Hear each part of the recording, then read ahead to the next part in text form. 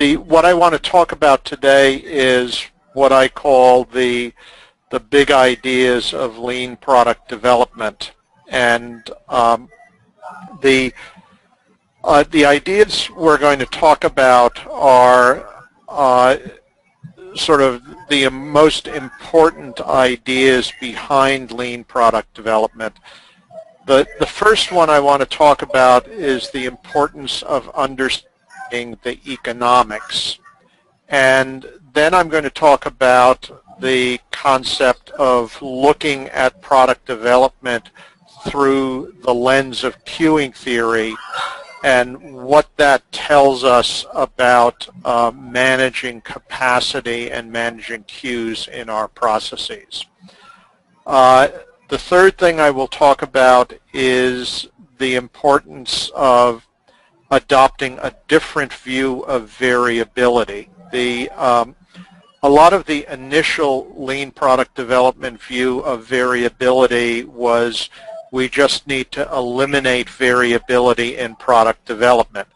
Now, it turns out that is an excellent idea in manufacturing.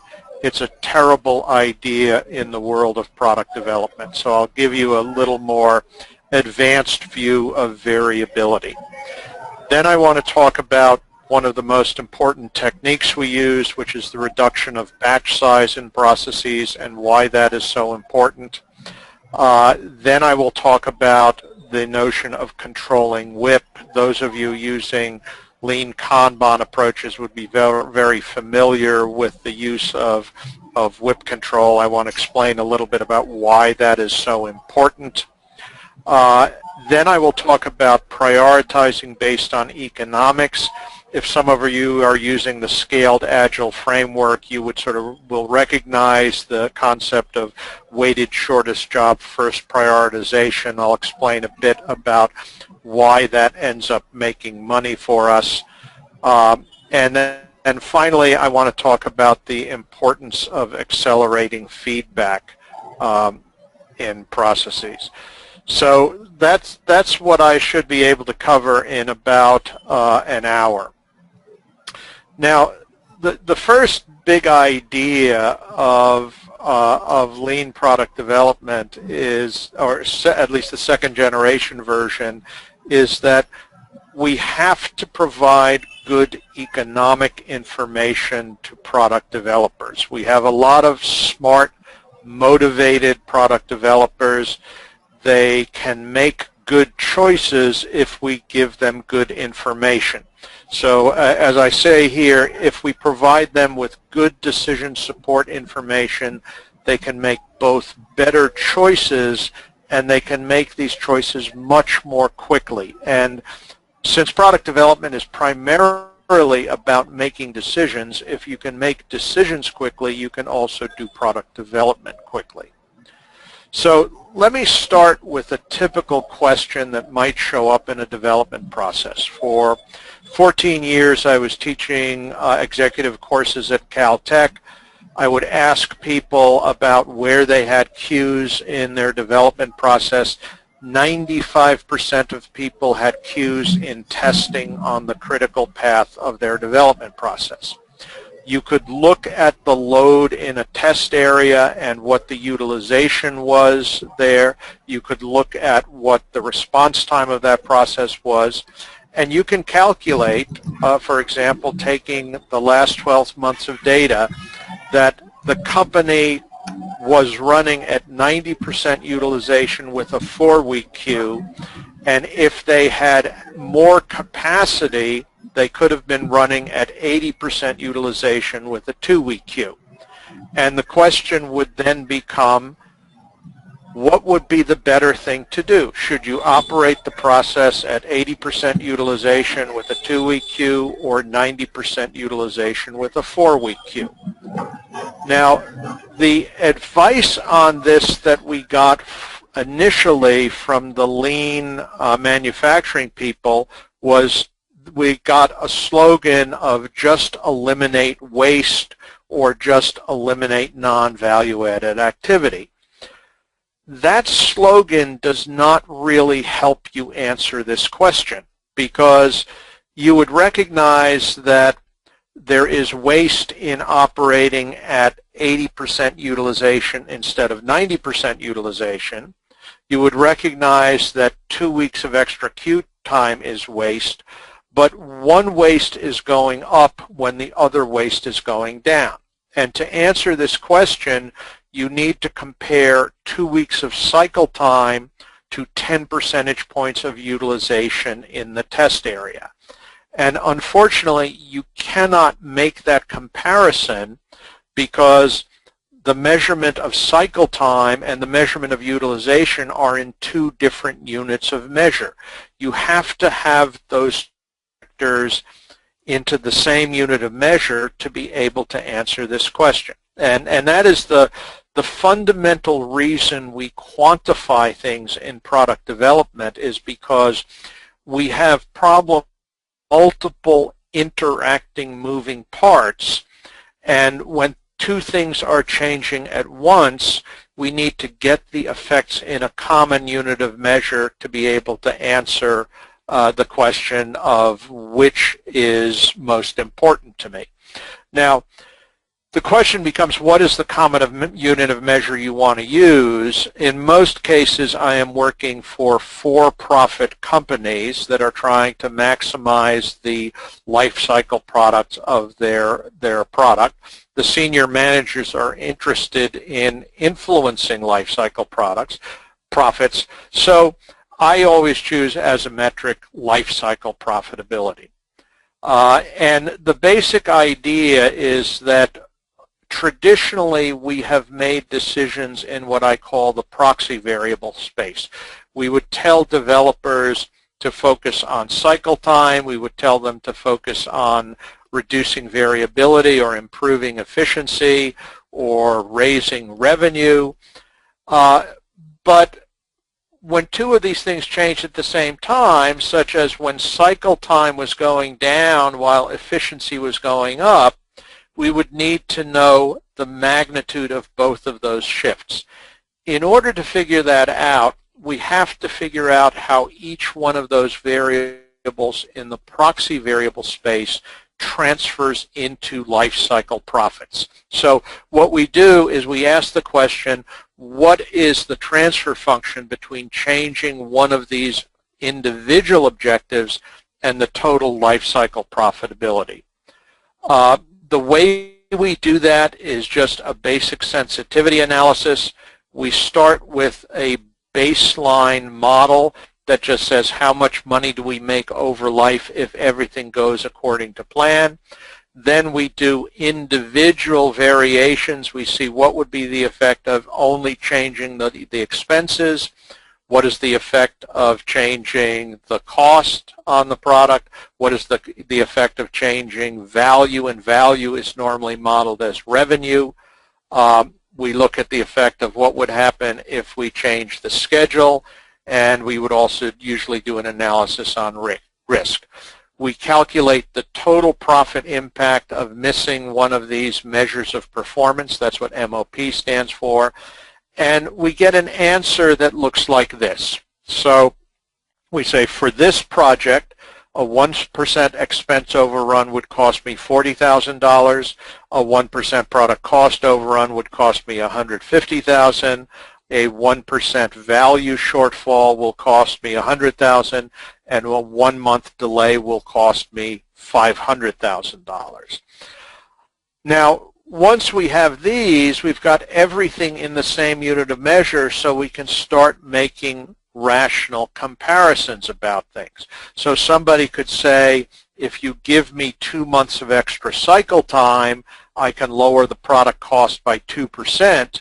If I look at what the effect of 2% change in product cost is, that would be $300,000, 150 times 2. The effect of a 2-month delay is worth $1 million. I do not want to trade $1 million of cycle time in exchange for $300,000 of product cost. And this is the fundamental tool you need to deal with decisions at the level of complexity that we deal with them in the world of product development. Now, a lot of product developers that haven't done this, and in most cases about 85% of product developers have never calculated the cost of delay on their project, is that they wonder, can you calculate $500,000 a month accurate to 3 significant digits? It wouldn't be useful unless you could calculate this accurately. So I started doing this about 30 years ago, and I would run into companies that would say, you can't calculate this accurately, therefore it's not useful. So I would ask them, I said, okay, so if you don't know what cost of delay is, are you still going to make decisions that affect cycle time? And the answer is yes. And so I would ask them, okay, we're going to do a little exercise.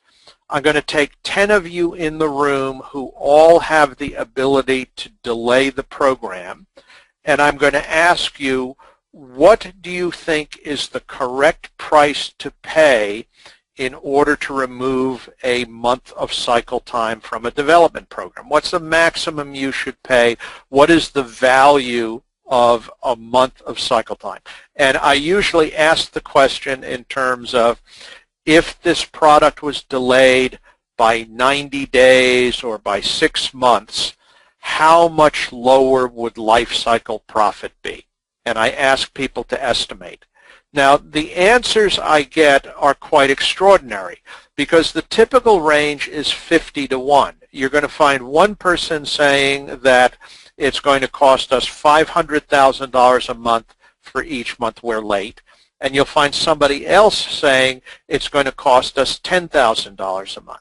And this is a very fundamental problem because if we take these smart people who want to do everything they can to help the company and their beliefs differ by 50 to 1, they're going to be making decisions that are completely misaligned with other people working on the project. So the interesting question, there's actually a range around that average. I've shown you one high range of 200 to 1, but in fact, the range gets much higher than 200 to 1 at some companies. What is important is the lowest range I've ever seen is this 10 to 1 range with intuition. And it is relatively easy for us when we use a computational method to come up with a 2 to 1 range. Typically, I will send a group into 2 different rooms on different sides. I'll take the same team, split them into 2 groups, and I will have them analyze things independently. And what I will end up seeing is there might be a 2 to 1 range in what their answers are. Okay, so this is why we do it. The main message here I want to say is that in product development we've got multiple variables all changing at the same time. All of our difficult decisions have more than one moving part. Once you have to make decisions that affect multiple variables, you have to use quantification. The quantification which we use is an economic model. Interestingly, it doesn't take that long to do an economic model. Even the first time it might take something like 4 hours for somebody to do it. It's much easier than you would think. And once you have this information, you make decisions much easier to make. Now, the question is that I'd like to ask is, do any of you have any questions about what I have just said? If so, I think your mics are muted, but you can type a question in on the chat function, and that should end up letting me know what the question is.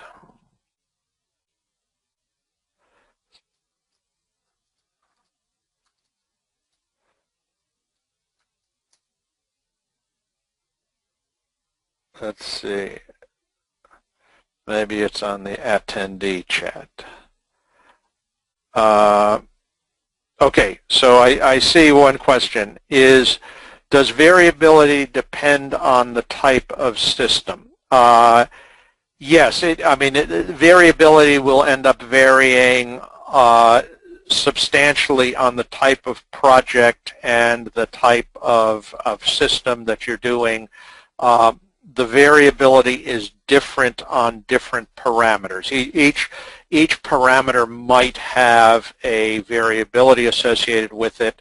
For example, on almost all projects, the uncertainty in the unit cost of the product is much smaller than the uncertainty in, well, it's much smaller than the uncertainty in the unit volume, what quantity that you will sell. You know, you can do a new product development program and you try to estimate what the price is going to be. You might at most have a 2-to-1 range in what the estimated price is. You try to estimate the volume. You could very often have a 10-to-1 range in what the estimates of the unit volume are. You won't have a 10-to-1 range in the estimate of development time or development cost, but unit volume is by far the biggest range of variability, and it varies enormously from product to product. Okay, so let's continue on to the next slide.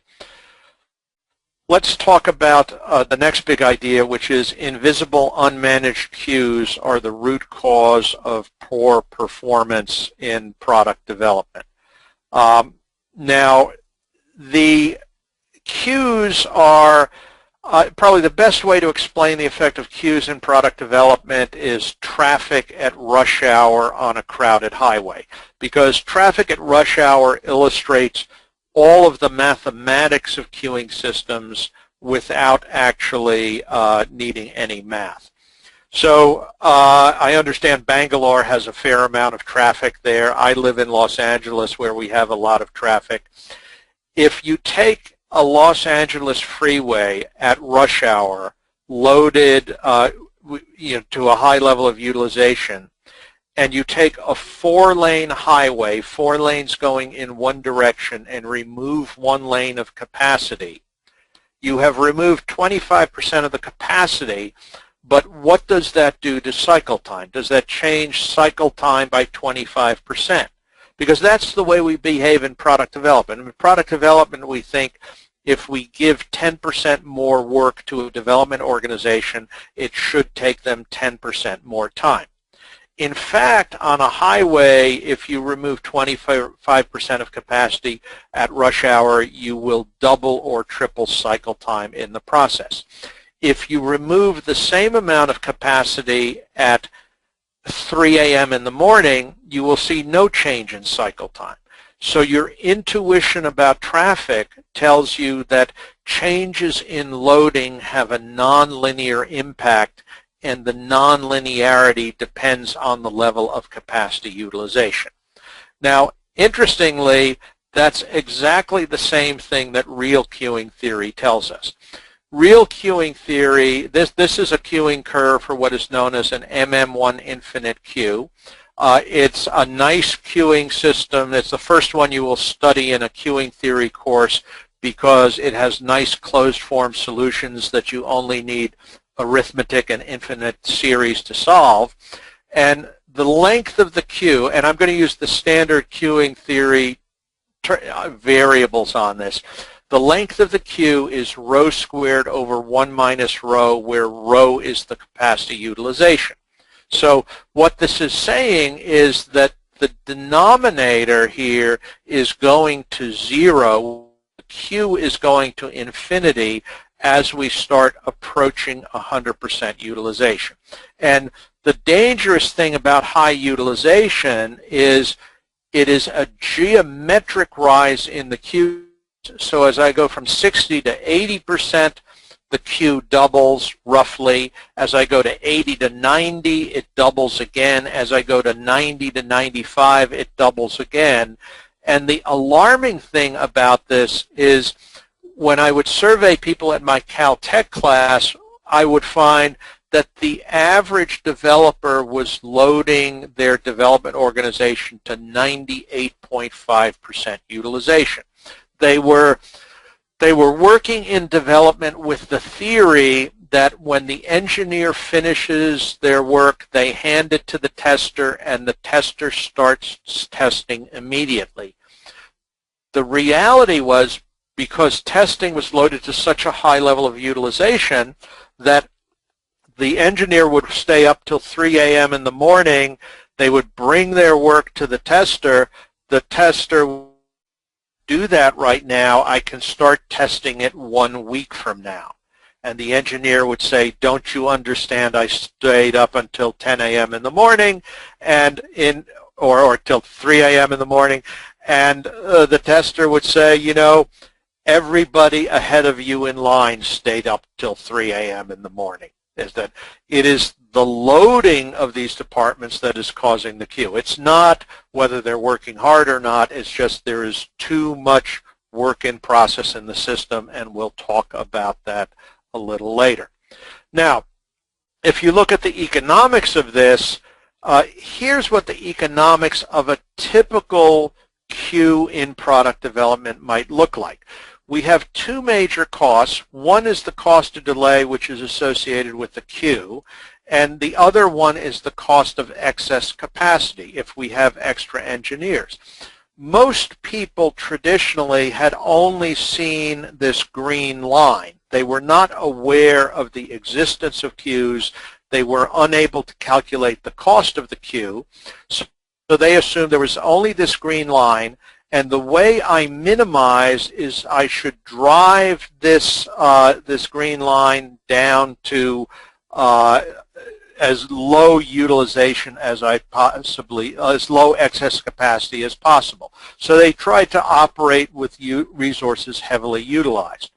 What that does is it raises the cost of delay in the process. The cost of delay will tend to rise as we get to high levels of utilization. When I reach the point, the sort of the minimum of that blue curve is the point where the savings I'm getting through better utilization is equal to the excess cost I'm adding through cost of delay. And then as the cost of delay starts dominating, I start heading up the left side of that blue curve. So we always have to have excess capacity in a process that has variability and a cost of delay to optimize its economics. So the main point I want to make about managing queues is that there's a very strong management mindset that the higher utilization I have in product development, the faster my development would go. If nobody is idle for much of the time, that means that I will get development done faster. Unfortunately, what it means is if no worker is idle, that means that the work product itself is going to be idle a high percentage of the time. Now, because managers can observe the busy workers and they can't observe the invisible queues in their process, they constantly underestimate the cost of overloading their processes. Once you have a tool like cost of delay, you can actually illuminate what the cost is, and you can make pretty intelligent decisions about how much capacity to have. And I would point out, let me just back up to this slide, it's a very flat-bottomed U-curve, so you don't have to worry about making perfect trade-offs here. If you're in the right range of knowing what the cost of excess capacity and cost of delay is, you're going to be very close to the optimum on this queuing curve. People worry that they have to have really accurate numbers to do this. What you have to do is you have to avoid the belief that there are no queues or that queues don't cost you any money. Okay, so that was the second topic. Any questions about queuing? Okay, I see nothing on the chat line, so let me move to the next one because we got a lot of cover. In product development, we should try to alter the economic impact of variability rather than trying to eliminate it. And perhaps the most toxic idea that comes from the world of lean manufacturing is the notion that if you minimize variability, you will maximize economic outcomes. And you see product developers, unfortunately, starting to incorporate those ideas, and you'll see product developers, for example, doing SPC charts on their processes with the belief that if I can reduce the variability in my process, then I'm going to end up getting better outcomes. Now, one simple way I often explain to people, well, I'll explain it in a second. I'll show you the complicated way, and then I'll explain it to you a simple way. So the complicated way, the way that is really convincing to your chief financial officer and to sophisticated managers, is to look at this problem through the perspective of option pricing theory. So let me just put up, this is a complicated graph. There are three graphs here. In the upper right, I give what is, so this is the way, let's see, Robert Merton, Myron Scholes won the Nobel Prize in Economics for option pricing theory in the 1990s. First time anybody had really rigorously calculated the value of a stock option. And I'm going to show you how that is done and relate that to product development. So what a stock option does is it gives you a right to buy a stock at a price known as the strike price. So let's say I have the ability to buy Apple stock at $100 a share. I have an option to buy it at $100 a share. If we look at the upper right-hand graph, what I'm showing you is how much money I make. What is my payoff as a function of different prices for Apple stock?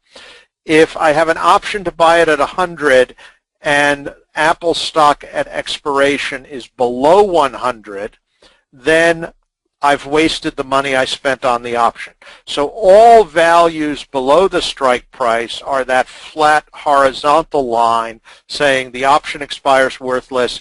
I'm not going to exercise an option to buy at 100 when I can buy on the market at $90 a share.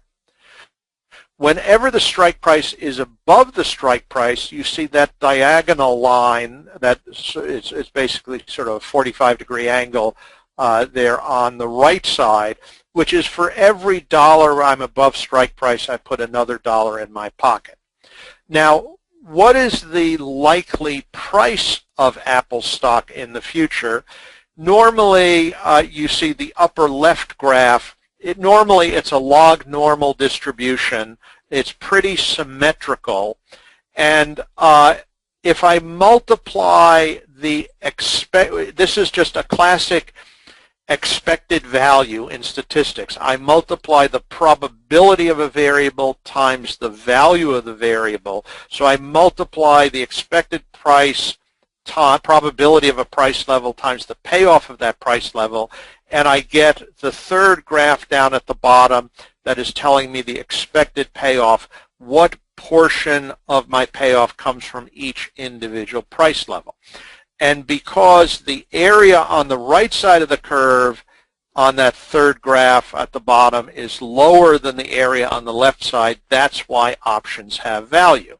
Now, the reason those two areas are different is because of the asymmetry in the payoff function. And that's the most important idea to get, is payoff asymmetries end up making options have value.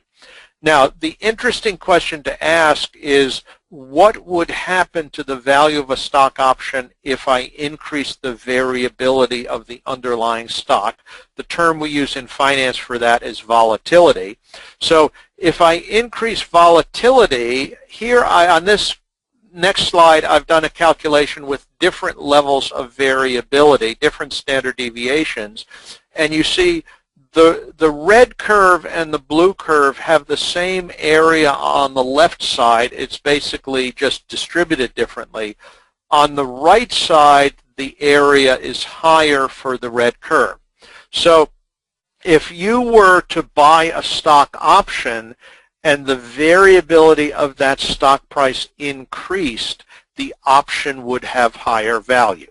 So somebody from lean manufacturing, if they went to an economist and said, one of the lessons we've learned is you always increase economic outcomes by decreasing variability, an economist would end up laughing in their face. They would say, that is only true for certain specific cases. It is not a universal truth.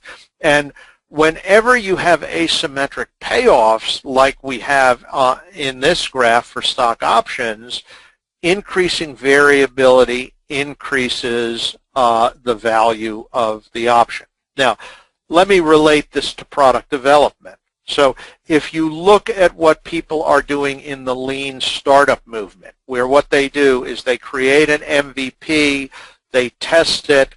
If the MVP works, they end up continuing, they persevere in the direction they're going. If it doesn't work, they end up pivoting. That is simply changing the payoff, that bad outcomes, which are on the left side of the curve, end up getting less investment than good outcomes, which would be on the right side of the curve. And so more and more what we're trying to do in product development is not to diminish the variability, but to find smart ways of amplifying the good outcomes and diminishing our investment in the bad outcomes, because that allows us to the more we have variability, the more money we're going to end up making. Okay. Now, the simple example I give people, I used to explain to lean manufacturing people when they say variability always gets me a better outcome, is I say, imagine that there is an Olympic race with 10 runners who all have the same mean running time, let's say within 100th of a second. Now, which runner would you bet on? Would you bet on the runner with the highest variability in their running time or the one with the lowest variability in their running time?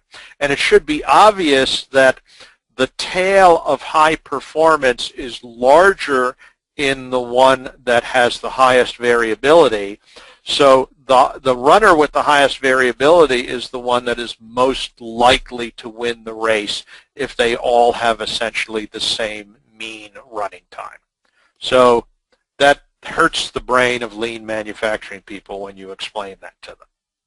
Okay, so what do I want to say about variability? I don't want to communicate the idea that variability is intrinsically good. We cannot add variability. We can add variability in product development without adding value. The problem is in product development, we cannot add value without adding variability, because we add value by incorporating innovation, new things in the product. Whenever we design the same product twice in a row, we've added no value the second time we do it. If we manufacture the same product twice in a row, we add value every time we do it. So you don't need to change a manufactured product to add value. You have to change a design in order to add value. Okay, so the key in getting better outcomes in the presence of variability is to work on this problem called payoff asymmetries. Okay, any questions about variability? Let me go look on. I don't see any new questions about variability there, so I'm going to continue on to the next slide. Okay, fourth big idea is the fastest, easiest way to reduce queues is to reduce the batch size in a product development process. Here's a classic example of batch size in the drawing review process. I think tangible products like this are pretty easy to understand. The left-hand graph is showing a company that does 200 engineering drawings before they hold a design review. So they basically do 10 days of work accumulating 200 drawings before the first drawing is reviewed.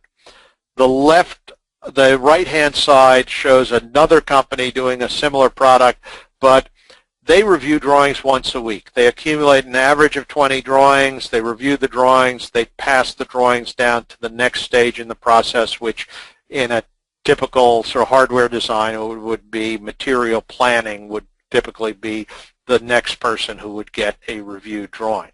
Now, what is the difference between these two? Well, the feedback delay is much larger when you have a large batch. So if in the first week the engineer makes a mistake on a drawing, they make a bad assumption about manufacturing capability, they won't get feedback until 10 weeks later. In the right-hand process, they're getting feedback at the end of the first week. And all of you doing software have seen the dramatic effect that has come from accelerating testing processes today. You see companies that 30 years ago would have to wait for 30 days to get feedback on the code they wrote. Today, people are getting feedback on the code they wrote in less than 24 hours. And what effect does it have?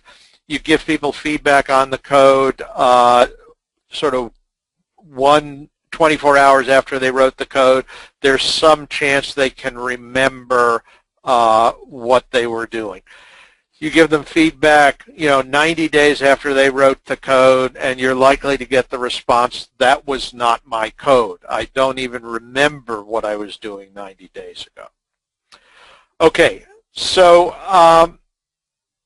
what happens with small batch testing? Here's a little diagram. I won't spend too much time on this, but you use smaller batches in testing. You get smaller changes in the code. You get fewer open bugs. You get faster cycle time. If you have faster cycle time, that leads to early feedback. Early feedback leads to faster learning. It leads to lower cost changes. It makes it cheaper to correct the code. It makes the code better. Faster cycle time means less requirements change. Fewer open bugs mean you have fewer status reports every week. You have more uptime in your system because it has less active bugs in it. You have higher validity in the testing you're doing.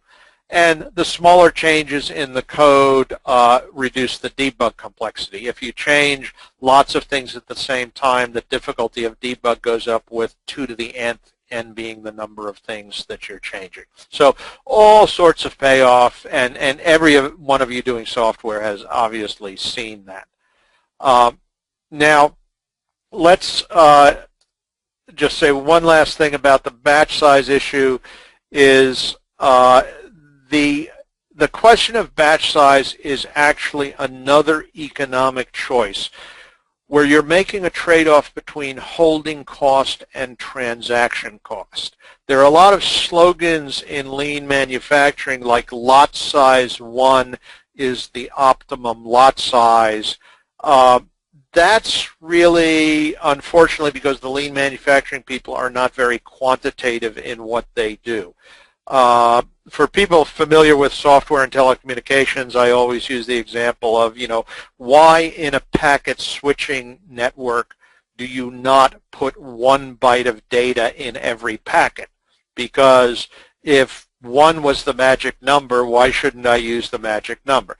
The obvious answer is there's too much overhead in a packet. You're making a trade-off between the transactional overhead of sending the package and the size of the payload that you end up having it. So we always end up doing things in making economic trade-offs. So now, again, it's a flat-bottomed U-curve. You don't need to get the perfect answer, but if you're using very large batch sizes because you don't think you have holding costs, that is going to be an issue.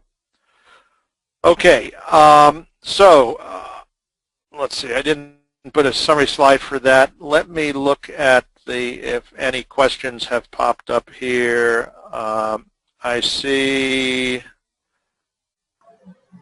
I see a question on variability. I think somebody I thought had asked a question about batch size.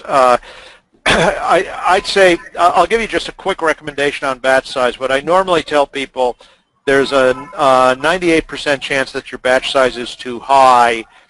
I recommend just reduce whatever your batch size is today by 1/3 to 1/2, because if you reduce batch size by 1/3, if you look at this graph, if you were at the perfect optimum batch size, reduced batch size by 1/3, you actually raise your cost by less than 10%.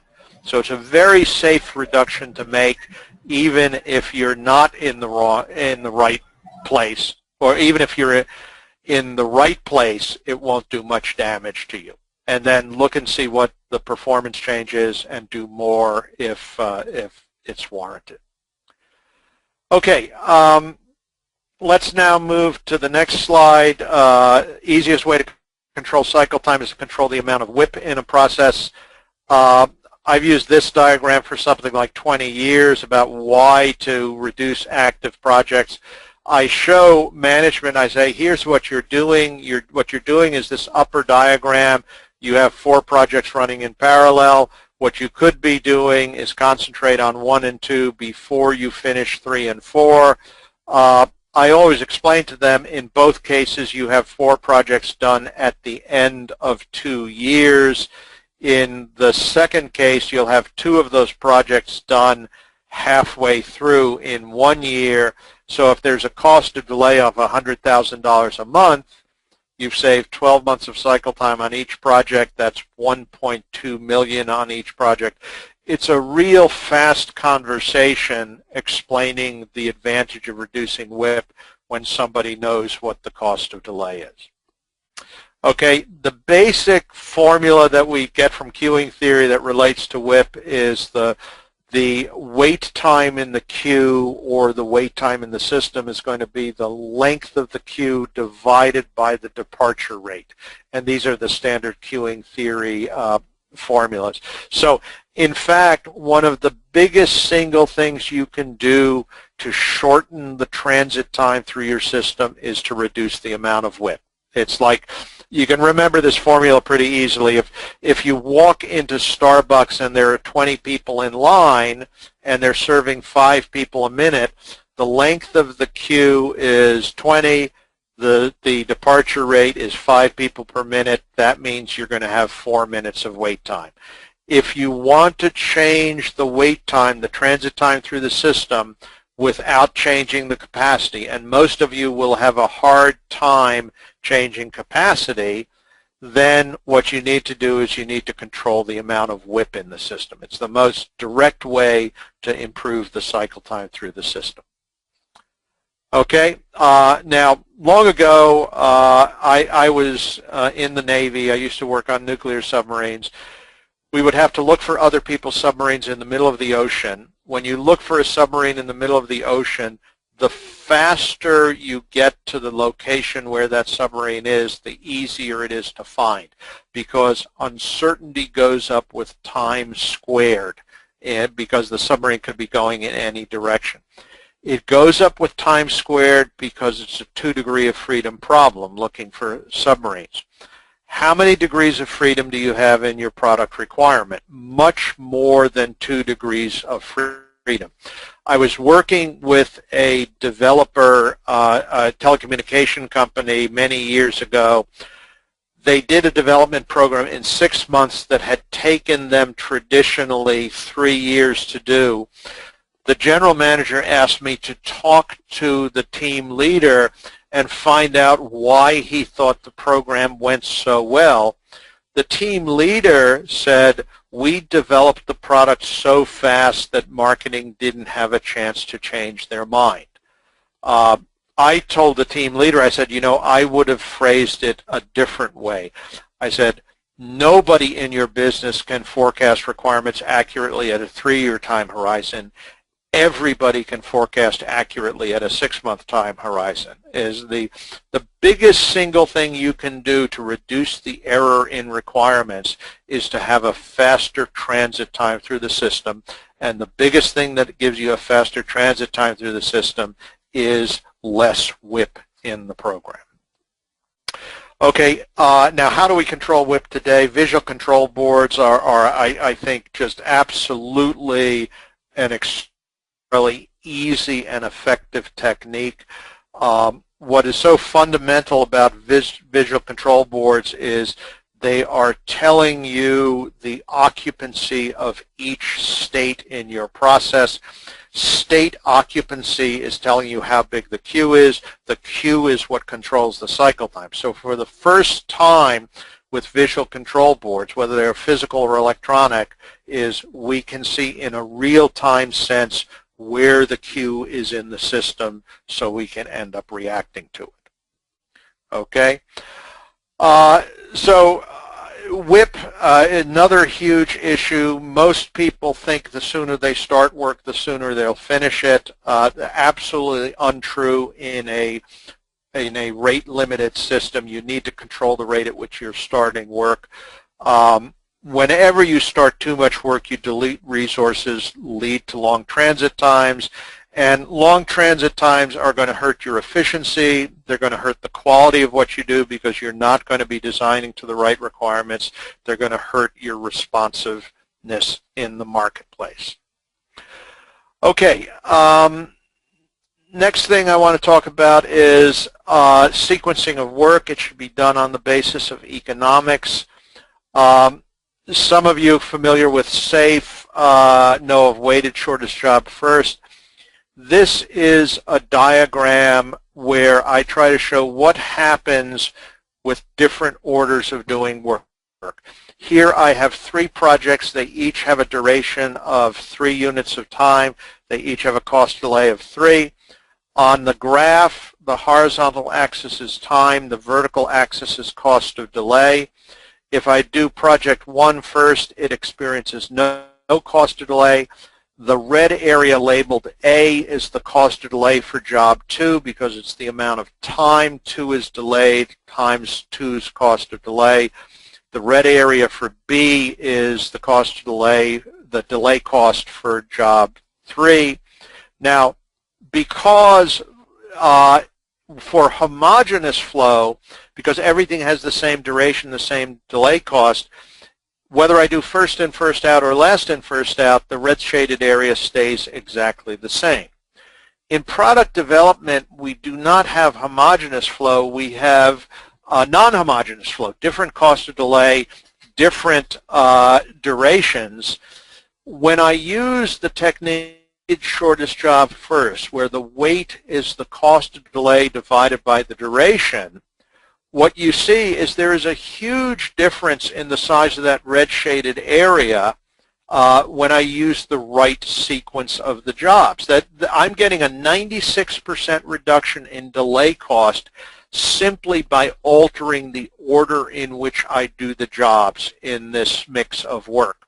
And this is why Dean Leffingwell got so interested in weighted shortest job first for SAFE. This is why weighted shortest job first is catching on so much in development processes.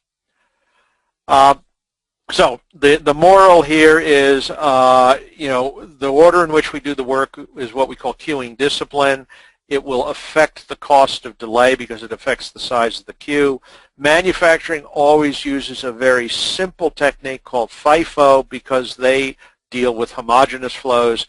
In product development, we absolutely have to depart from the ideas that are used in manufacturing if we want to have good economics. Okay. Last big idea, fast feedback loops lead to better economic performance in the presence of variability. I like to use this sort of little toy problem to illustrate this. I have a lottery ticket that pays $3,000 if you pick the winning 3-digit number. I'll let you play it 2 ways. One, you pay $3 to pick the 3-digit number. The second way is you can pay $1 for the first digit. I'll give you feedback, whether it's correct. then you can decide whether you want to buy the second digit, and then I'll give you feedback, and then you can decide whether you want to buy the third digit. What happens to the economics? This graph is showing you the probability that you will spend the first dollar, the second dollar, and the third dollar. Those red and yellow boxes show you the amount of savings. The first game is a break-even game because you got one chance in 1,000 of making $3,000, which is worth $3, and you spend $3. The second game is you make money. Why do you make money? Is you make money, what a finance person would say is, look, the payoff is still $3,000. The chance of winning is still 1 in 1,000. The cost of playing is still $3 to buy the 3-digit number. The difference between the two games is the second game have what is called as embedded options. It has shutdown options occurring after the first and the second dollar of spending and things like that. It is the embedded options that are creating the value, and that is how we create asymmetric payoffs in the world of product development. What we do is we create options to amplify good outcomes and options to dampen bad outcomes.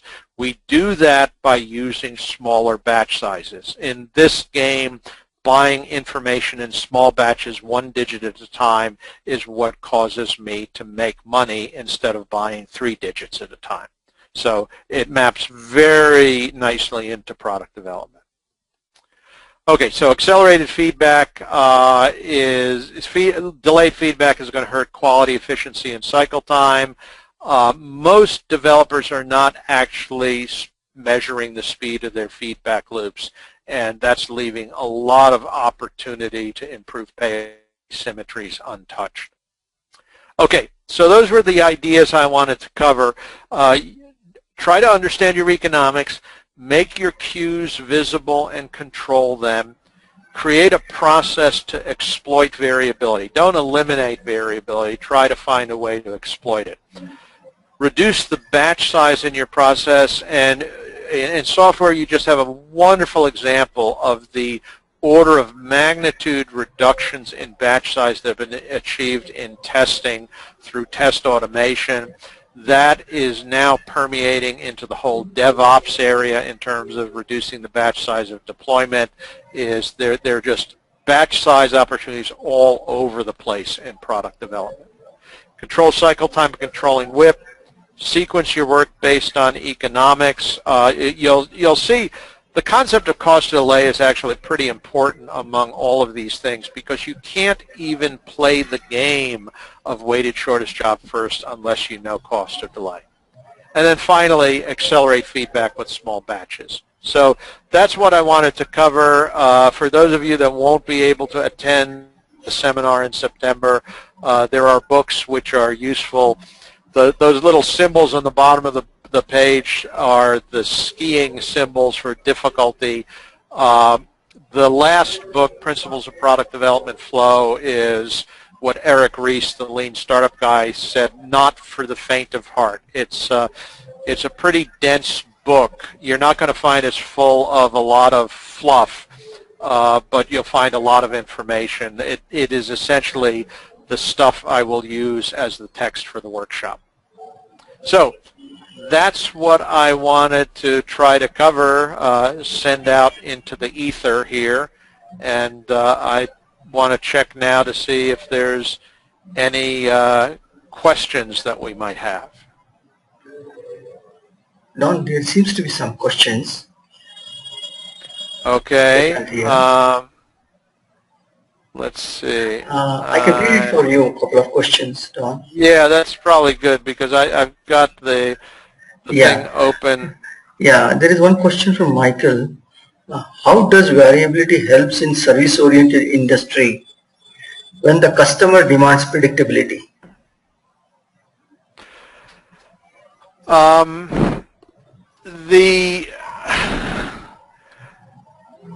I think the customer demands. I think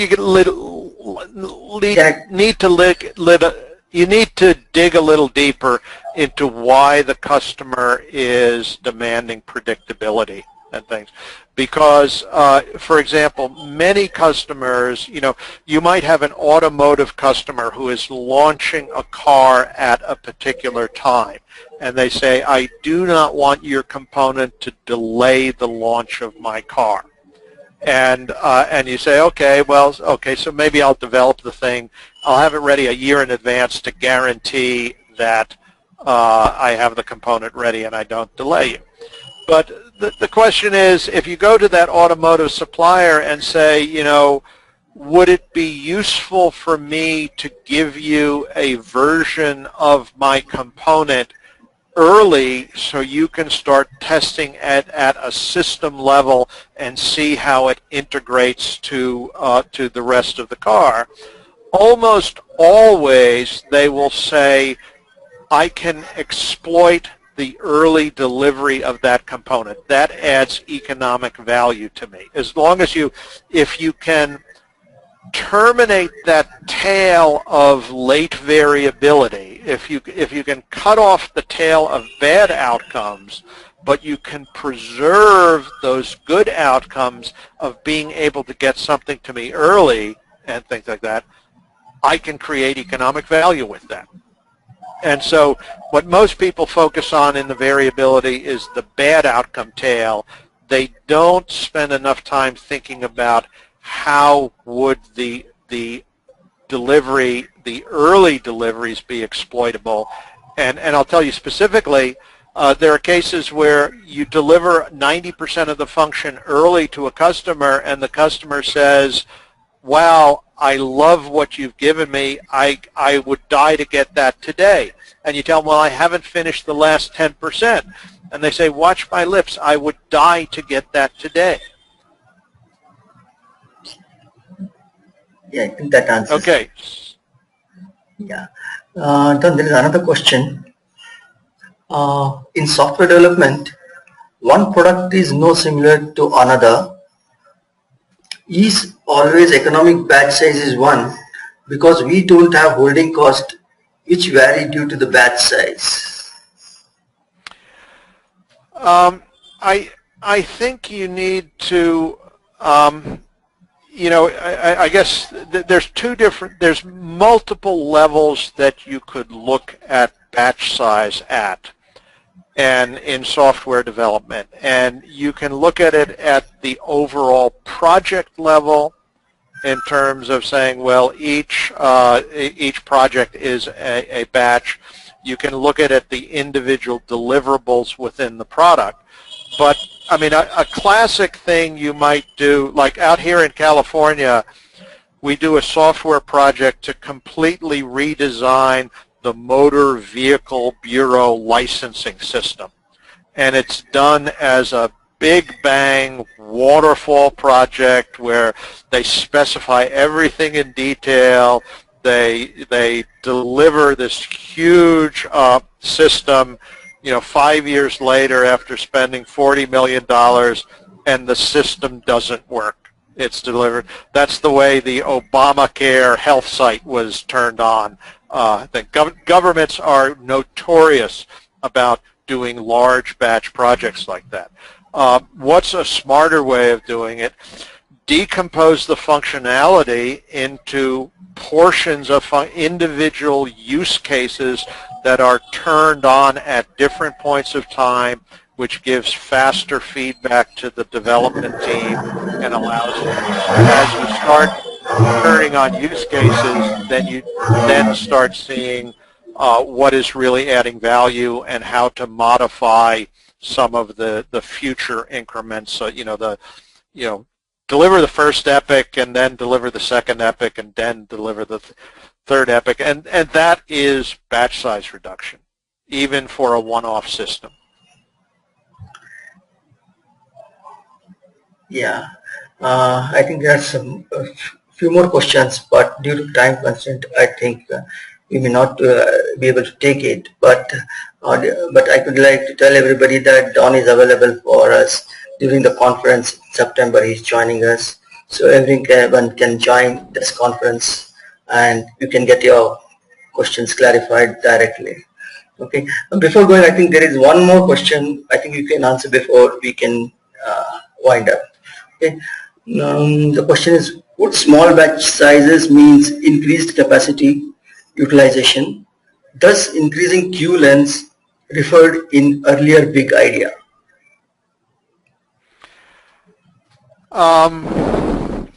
That's a little complicated question to ask quickly Yeah. and things like that, because it can go in either direction.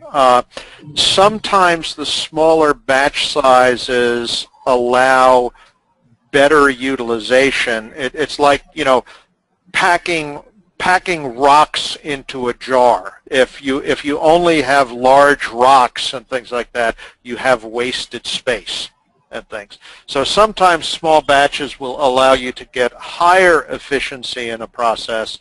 Other times, if the small batch has a relatively high transaction cost, the extra transaction cost can counteract the benefit of the small batches. So there's going to be no universal truth with respect to capacity utilization and batch size. Thanks, I'm Tom. sorry, but that's Yeah. that's the way I see it. Thanks, Don. It was a great insight with the topics. I would like to thank all the attendees for attending this session. We'll be looking forward all to join our Lean Kanban India conference with us. And thank you, Don, for your valuable time and everybody. Yes, I'm looking forward to meeting some of you at the conference and maybe some also at the 2-day workshop I'm doing. Okay, thank you. Shukriya.